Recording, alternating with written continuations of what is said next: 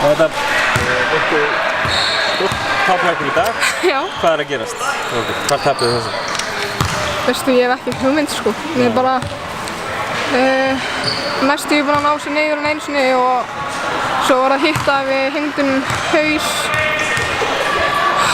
Svo bara hef ég ekki hugmynd sko. Við töfum líka með 60 í fyrra. Já, fyrir Svíþjóð. Sorry.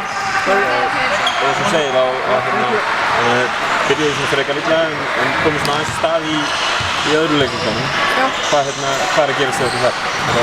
Bara langaði þetta, ætlum að ná þessu, kom líka fyrir okkur í síðasta leik. En svo bara hittu þær og voru að ná öllu og við bara gangst upp.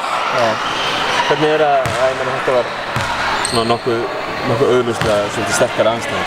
Hvernig er að díla við það að mæta svoleiðis eins og í dag? Það er náttúrulega erfitt. Við erum aldrei lent í að tapa með 50-60 stigum. Þannig að þetta er alveg viðbrigði, en þetta fer bara reynslum okkar.